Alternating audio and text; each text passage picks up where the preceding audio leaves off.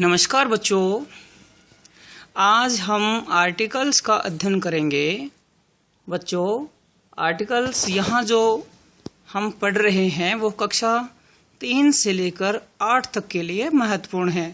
वैसे articles competition की class में भी, कंपटीशन जो एग्ज़ाम्स होते हैं उनमें भी पूछे जाते हैं।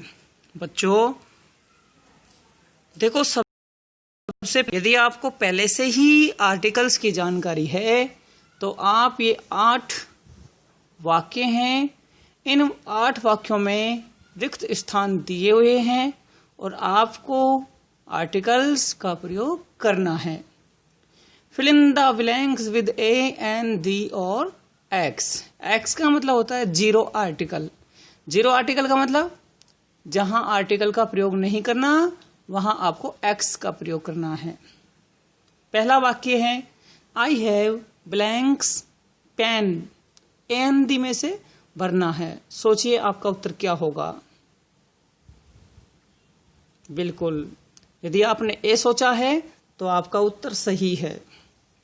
दूसरा है सी इज ब्लैंक्स इंटेलिजेंट गर्ल। सोचिए, यदि आपने इसका उत्तर एन सोचा है तो आपका उत्तर सही है। तीसरा वाक्य है ब्लैंक्स स्काई इज ब्लू। आपका उत्तर यदि दा है तो सही है। चौथा है Ram is blanks poor man. तो आपका उत्तर यदि ए है तो सही है। पांचवा वाक्य है the earth moves around blanks सन।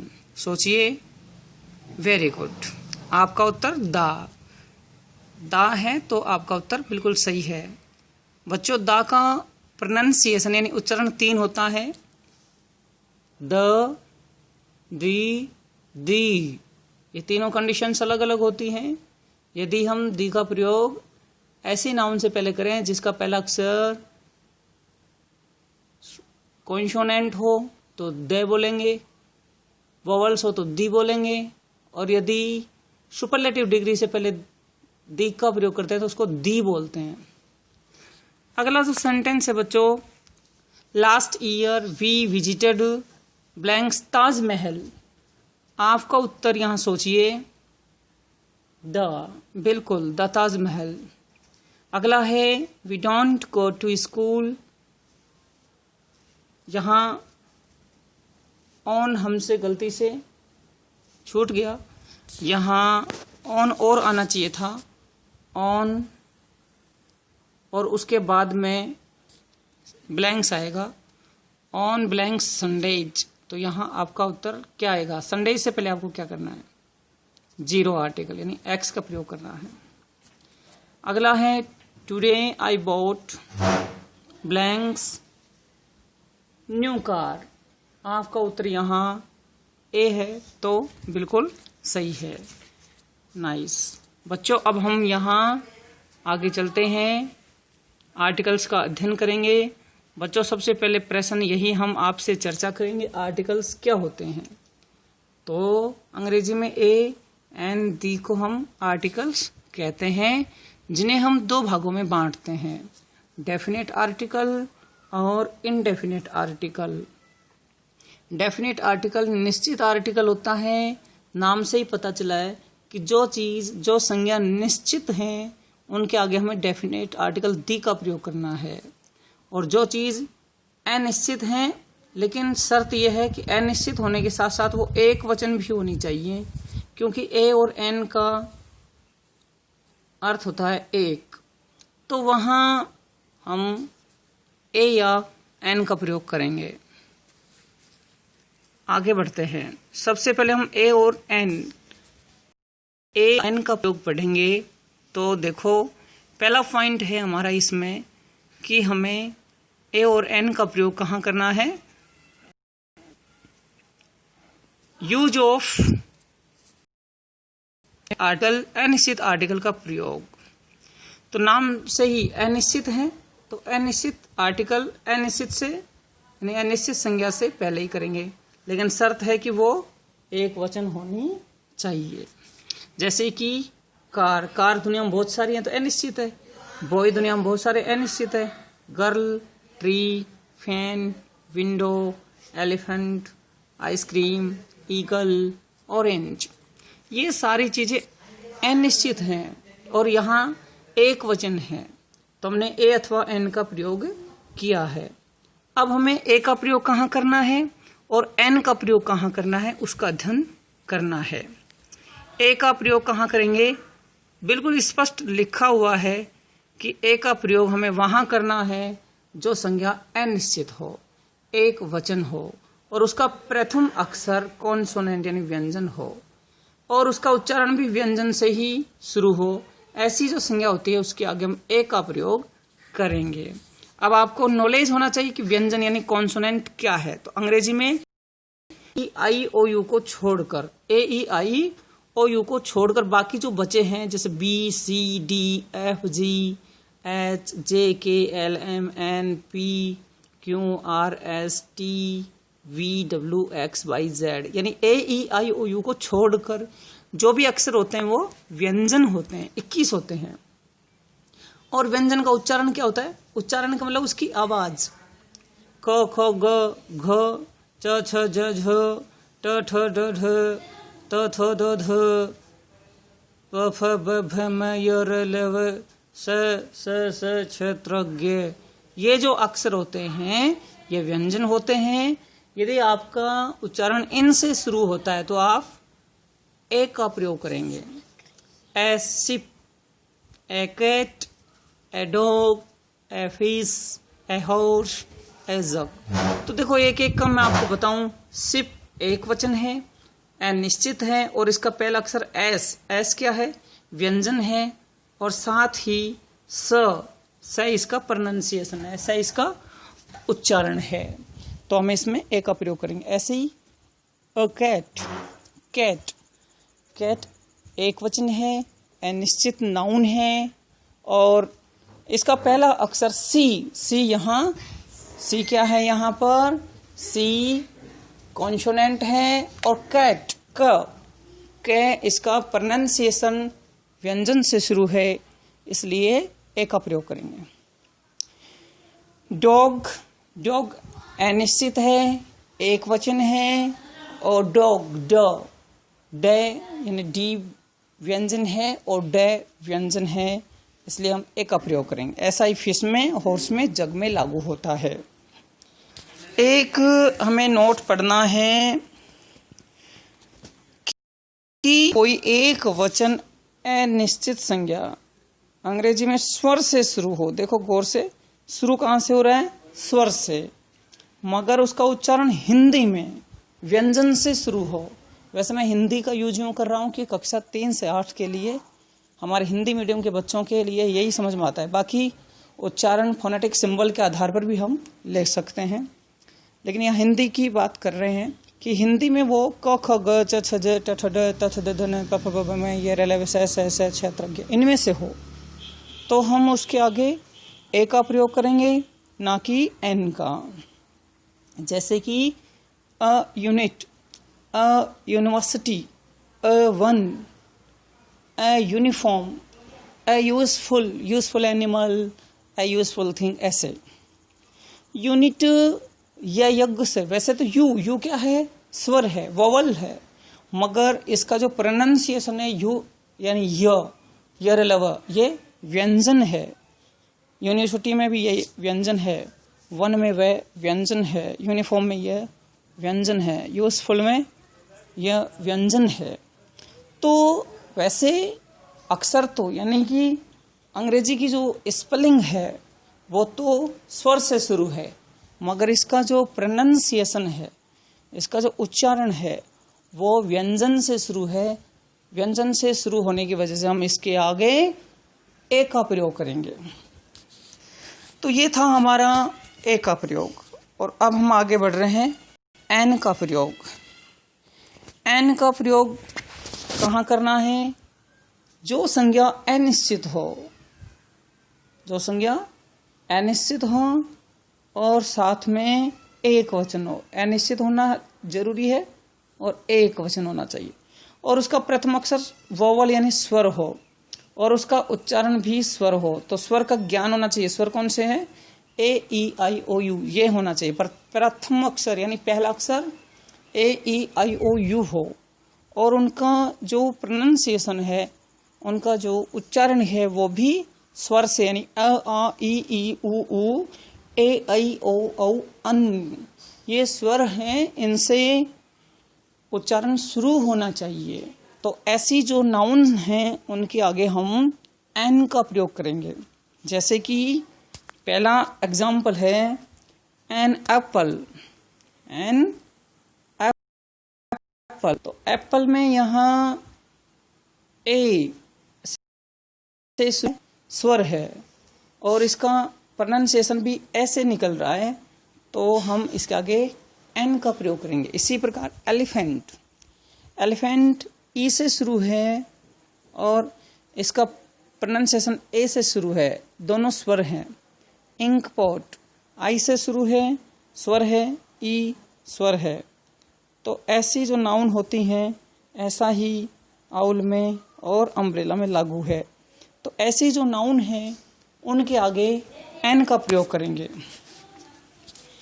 अब हम एक नोट पढ़ेंगे जो कि अभी पिछली बार भी पढ़ा था ए में भी, तो सेम टू सेम ऐसा ही नोट, लेकिन जस्ट उससे उल्टा, ठीक उससे उल्टा नोट है कि यदि कोई एक वचन अनिश्चित संज्ञा अंग्रेजी में व्यंजन से शुरू हो मगर उसका उच्चारण हिंदी में स्वर से शुरू हो, यानी कि हमें ज़्यादा डिपेंड करना है उच्चारण पर, यानी बोलने में उसका जो प्रोनाउंसिएशन है यदि वो स्वर से है, स्वर का मतलब अ आ ई उ ए आई ओ औ अन, इनसे है, इनसे शुरू होता है, तो ऐसी जो नाउन है उनके आगे हम एन का प्रयोग करेंगे। शर्त क्या है?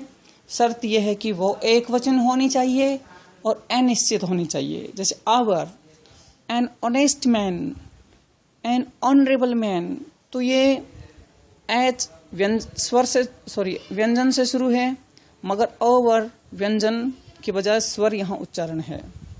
ऑनेस्ट मैन एच व्यंजन से शुरू है मगर ओ स्वर है। ऑनरेबल मैन एच व्यंजन है मगर इसका प्रोनाउंसिएशन ओ यानी स्वर है। तो स्वर से शुरू होने की वजह से हम इनके आगे एन का प्रयोग करेंगे, ना कि ए का। देखिए और भी हम एन का प्रयोग कहाँ कहाँ करते हैं। अगर किसी एक वचन अनिश्चित नाउन को शॉर्ट फॉर्म में लिखा जाए और उसका उच्चारण स्वर से शुरू हो तो उसके आगे भी एन का प्रयोग करेंगे। यानी जैसे कोई बड़ी स्पेलिंग है, बड़ा वर्ड है, उसको शॉर्ट फॉर्म में लिखते हैं। जैसे उदाहरण है an M L A, an M A, an M P, S P. तो एम एल ए का मतलब होता है मेंबर ऑफ लेजिस्लेटिव असेंबली, विधानसभा सदस्य। Master of arts M A, member of parliament M P. तो ये बोलने में एम एल ए शुरू कहाँ से हुआ? ए से। एम ए शुरू कहाँ से हुआ? ए से। एस एम पी ए से, एस पी ए से। ये क्या है? ये सारे ए ये क्या है? स्वर हैं। तो स्वर से शुरू है मतलब उच्चारण पर जाना है, उच्चारण इनका स्वर से शुरू है, इसलिए हम इनके आगे एन का प्रयोग करेंगे। आगे बढ़ते हैं। ये हमारा इंडेफिनिट आर्टिकल ए अथवा एन का प्रयोग। अब हम डेफिनिट आर्टिकल डी का प्रयोग पढ़ेंगे। पता चल रहा है डेफिनिट आर्टिकल, डेफिनिट का मतलब होता है निश्चित, निश्चित का मतलब होता है कि जो नाउन निश्चित हैं, जो नाउन निश्चित हैं उनके आगे दी का प्रयोग होगा। निश्चित का मतलब जिस वस्तु का नाम लिया और उसका ध्यान आया। जैसे मून दुनिया में एक है अर्थात निश्चित है, लेकिन अगर यूं कहते बालक, बालक तो बहुत सारे हैं तो वो अनिश्चित है। ऐसे तो जो चीज़ दुनिया में एक है वो तो निश्चित है ही, साथ में कुछ चीज़ें ऐसी भी होती हैं जिनको हम कोई विशेष पहचान देकर के भी निश्चित बना सकते हैं, तो ऐसी नाउन के आगे भी दी का प्रयोग होगा। तो देखिए, नाम के अनुसार डेफिनेट आर्टिकल दी का प्रयोग, डेफिनेट आर्टिकल कौन सा है? दी का प्रयोग डेफिनेट यानी निश्चित नाउन के आगे, नाम के आगे करेंगे। ताजमहल डेफिनेट है, अर्थ डेफिनेट है, sun, the Mehrangarh fort, the Kumbhalgarh fort, the Chittorgarh fort, the Ramayana etcetera इत्यादि। तो ये सारी चीजें अपने आप में यूनिक हैं, अपने आप में एक हैं, अपने आप में निश्चित हैं, इसलिए इनके नाम से पहले हमें दी का प्रयोग करना है। अब विशेष कहाँ कहाँ करते हैं दी का प्रयोग? दी का प्रयोग हमें दिशाओं के नाम से पहले करना है। The east, the west, the north, the south. The का प्रयोग हमें नदियों के नाम से पहले, the Ganga, the Yamuna, the Krishna, the Kaveri etcetera. समाचार पत्र पत्रिकाओं के नाम से पहले भी दी का प्रयोग करते हैं, जैसे कि द राजस्थान पत्रिका, राजस्थान पत्रिका समाचार पत्र का नाम है, दी का प्रयोग करेंगे। द दैनिक भास्कर समाचार पत्र, the times of India, the Punjab Kesari, ये समाचार पत्र के नाम से पहले भी हमें दी का प्रयोग करना है। प्रमुख ऐतिहासिक किले, दुर्ग, जो भी ऐतिहासिक भवन हैं, उनके आगे भी हम दी का प्रयोग करेंगे, जैसे the Chittorgarh fort, the Jaigarh fort, the Vijay Stambh, तो द लगाएंगे, पहले हमें द का प्रयोग करना है। ऐसे ही द बिड़ला मंदिर, द जंतर मंतर, ऐसे जो भी ऐतिहासिक भवन हैं, जो अपने आप में यूनिक हैं, जो अपने आप में एक हैं, ऐसे भवनों के आगे, नाम के आगे भी दी का प्रयोग करेंगे। पांचवा बिंदु है प्रसिद्ध पुस्तकों, धार्मिक ग्रंथों आदि के नाम से पहले दी का प्रयोग करेंगे, जैसे कि द रामायण। रामायण एक अपने आप में एक महत्वपूर्ण ग्रंथ है, महाभारत है, द गीता, द गीतांजलि, ऐसे। तो ये जो प्रसिद्ध पुस्तकें हैं, प्रसिद्ध ग्रंथ हैं, इनके नाम के आगे दी का प्रयोग करेंगे। आगे छठा बिंदु है कि जो वस्तु पूरी दुनिया में एक हो, यानी यूनिक हो, उसके नाम के आगे भी दी का प्रयोग करेंगे। यानी कि यूं कह सकते हैं, प्रमुख जो ग्रह नक्षत्र हैं, उनके नाम से पहले दी का प्रयोग करेंगे। The earth, the sky, the moon, the sun, the pole star, the Jupiter etcetera आदि, इनके नाम के आगे भी हम दी का प्रयोग करेंगे। आगे है प्रसिद्ध पुस्तकों, धार्मिक ग्रंथों, ये रिपीट हो गया है। आठवां नियम है पर्वत श्रृंखलाओं के नाम से पहले दी का प्रयोग किया जाता है। पर्वत श्रृंखलाओं के नाम से पहले, अकेले पर्वत के नाम से पहले जीरो आर्टिकल का प्रयोग होगा। यह ध्यान रखने वाली बात है कि जो पर्वत श्रृंखलाएं हैं, पर्वतों की सीरीज, अर्थात जिसमें बहुत सारे पर्वत शामिल हों, वो पर्वत श्रृंखला होती है। तो पर्वत श्रृंखलाओं के नाम से पहले दी का प्रयोग होगा, जैसे the Himalayas, the Aravallis, the Atlas, ये हमें यहाँ दी का प्रयोग करेंगे। लेकिन माउंट एवरेस्ट ये अकेले पर्वत का नाम है, माउंट आबू ये अकेले पर्वत का नाम है। और एक और भी छोटा सा नियम है कि अगर झील के नाम से पहले लेक लगाया हुआ है, तो वहां पे दी का प्रयोग नहीं करना है, जीरो आर्टिकल का प्रयोग करना है। जैसे लेक सांबर, तो सांबर से पहले लेक आया है, तो वहां आपको दी नहीं लगाना है, जीरो आर्टिकल का प्रयोग करना है। सुपरलेटिव डिग्री से पहले दी का प्रयोग करना है। सुपरलेटिव डिग्री द बेस्ट, अभी बताया था प्रोनाउंसिएशन है इसका, the best, the hottest, the smallest, the biggest. EST वाले अधिकांश जो वर्ड हैं, जैसे गुड, बेटर, बेस्ट, तो बेस्ट यहाँ सुपरलेटिव डिग्री है। Small, smaller, smallest, smallest superlative degree है। बिगर, बिगर, बिगेस्ट, बिगेस्ट सुपरलेटिव डिग्री है। तो सुपरलेटिव डिग्री से पहले भी हमें दी का प्रयोग करना है। अगला नियम है, यदि किसी अनिश्चित को एक से अधिक बार लिखा जाए। अभी मैंने कहा था कि जो चीज अपने आप में एक है वो तो है ही निश्चित, लेकिन अगर एक अनिश्चित नाउन का एक से अधिक बार प्रयोग किया जाए, यानी कि एक से अधिक बार जिक्र किया जाए, तो वो जो नाउन है वो निश्चित हो जाती है, और निश्चित होने की वजह से हम उसके आगे दी का प्रयोग करेंगे। एग्जाम्पल के लिए, once there was a cow, the cow was white. तो यहाँ पहले वाला जो वाक्य है, पहले वाले वाक्य में यहाँ ए काउ, काउ यहाँ अनिश्चित है, इसलिए यहाँ ए का प्रयोग किया है, ए का प्रयोग किया गया है। लेकिन दूसरे वाक्य में काउ को दोबारा से लिखा गया है, दोबारा से लिखा जाने की वजह से ये निश्चित हो गई है, और निश्चित होने की वजह से हम इसके आगे दी का प्रयोग करेंगे। आगे है एक वचन कॉमन नाउन, कॉमन सामान्य संज्ञाएं हैं, जिसको हम जातिवाचक संज्ञा कह सकते हैं। तो एक वचन कॉमन नाउन जब समस्त जाति के लिए आए, समस्त जाति का बोध कराए, तो हम ऐसी संज्ञाओं के पहले दी का प्रयोग करेंगे। For example, the dog is a faithful animal.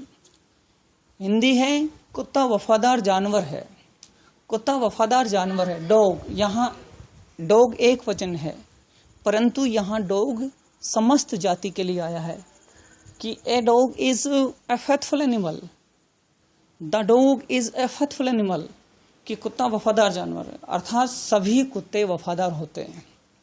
The cow is a useful animal, the cow is a useful animal, गाय एक उपयोगी जानवर है, अर्थात सभी गायें उपयोगी जानवर हैं।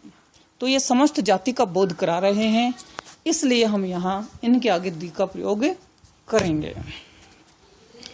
आगे जब कोई अनिश्चित संज्ञा पहचान के साथ फ्रेज के रूप में, फ्रेज का मतलब होता है शब्द समूह, शब्दों का समूह।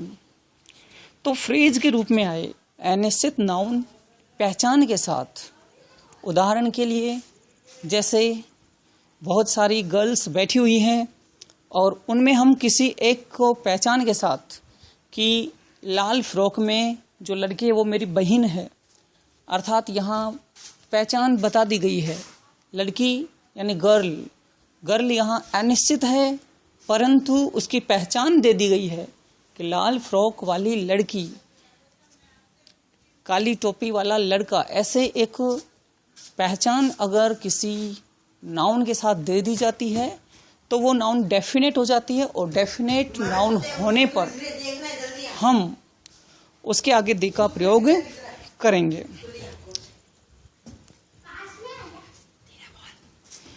तो एग्जाम्पल है, the girl in red frock is my sister. तो यहाँ मैंने दिया है the girl in red frock, तो गर्ल इन रेड फ्रॉक, इन लाल फ्रॉक में लड़की, इज माई सिस्टर। तो यहाँ पहचान दे दी गई है गर्ल, कौन सी गर्ल, जो रेड फ्रॉक में है। तो उसकी पहचान देने की वजह से वह निश्चित हो जाती है, डेफिनेट हो जाती है, और डेफिनेट होने की वजह से हम उसके आगे डेफिनेट आर्टिकल दी का प्रयोग करेंगे। आगे प्रसिद्ध रेलगाड़ियाँ, विमान, जहाज आदि के नाम से पहले भी हम दी का प्रयोग करेंगे।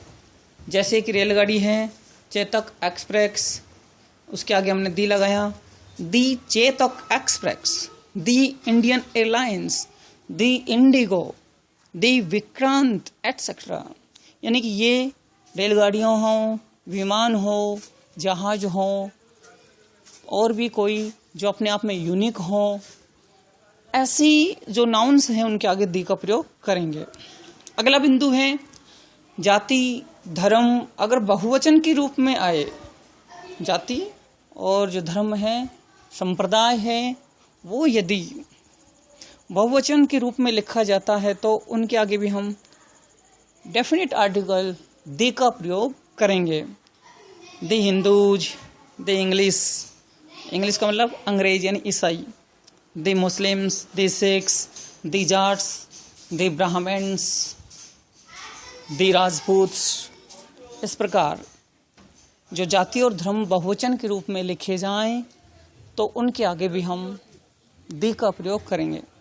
और ऑर्डिनल्स यानी क्रम संख्या, first, second, third, the first, the last, the third, the 13th, the 14th, जो ऑर्डिनल्स होते हैं क्रम संख्या, उनके आगे भी हम दी का प्रयोग करेंगे। प्रमुख जो पद होते हैं, headmaster, principal, chief minister, chief secretary, prime minister, तो जो द प्रेसिडेंट, जो प्रमुख जो पद होते हैं उनके आगे भी हमें दी का प्रयोग करना है। आज का हमारा टॉपिक यहीं समाप्त होता है। यह टॉपिक कक्षा 3 से लेकर 8 के लिए महत्वपूर्ण है। इसको बार बार पढ़िए, आनंद के साथ पढ़िए। Thank you very much.